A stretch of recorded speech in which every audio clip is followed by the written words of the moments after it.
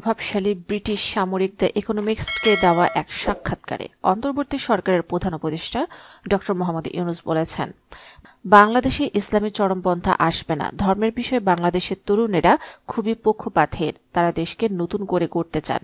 ড ইউনূসের সাক্ষাৎকারে video economics ওয়েবসাইটের শুক্রবার প্রকাশ করা হয়েছে। বাংলাদেশ 2024 সালে ইকোনমিক্সের বর্ষসেরা দেশের খেতাব পাওয়ার পরিপ্রেক্ষিতে প্রধান উপদেষ্টা ড ইউনূসের সাক্ষাৎকার নেওয়া হয়। সাক্ষাৎকার নেন ইকোনমিক্সের বিদেশ বিষয়ক সম্পাদক প্যাট্রিক ফোলেস। বাংলাদেশে ইসলামী চরমপন্থা ফিরে আসার কিছু ঝুঁকি রয়েছে। যুক্তরাষ্ট্র ও ভারতের কর্মকর্তাদের এমন দাবির বিষয়ে প্যাট্রিক ফোলেস প্রতিক্রিয়া জানাতে চান। জবাবে ড ইউনূস আশ্বস্ত করে বলেন, বাংলাদেশে এমন কিছু ঘটতে যাচ্ছে না। দেশের তরুণেরা খুবই উদ্যমী, ধর্মের বিষয়ে তারা খুবই পক্ষপাতহীন।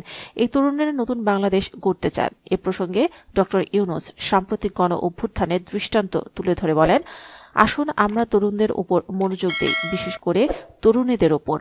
বাংলাদেশের অভ্যুত্থানে তরুণীরা খুবই গুরুত্বপূর্ণ ভূমিকা পালন করেছেন। দেশের যে কোনো তরুণের মতো তারা সামনের কাতারে ছিলেন। আমাদের তরুণ তরুণীদের ওপর মনোযোগ দেওয়া উচিত এবং তাদের স্বপ্নগুলো যেন পূরণ হয় তা নিশ্চিত করা উচিত। বাংলাদেশের নির্বাচনের পরের পরিকল্পনা সম্পর্কে জানতে চাইলে ড ইউনূস বলেন, আসলে আমাকে আমার কাজ থেকে সরিয়ে আনা হয়েছে। আমাকে ভিন্ন কিছু করার জন্য প্যারিস থেকে সরিয়ে আনা হয়। সুতরাং আমার জীবনে সব সময় যে কাজ করছি, উপভোগ করছি, তাতে ফিরে যেতে পারলে খুশি হব।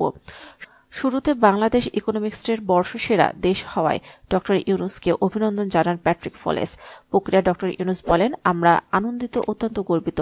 সত্যিকার অর্থে আমরা বড় একটি পরিবর্তন ঘটিয়েছি। ছাত্রদের কারণেই অভ্যুত্থান ঘটেছে।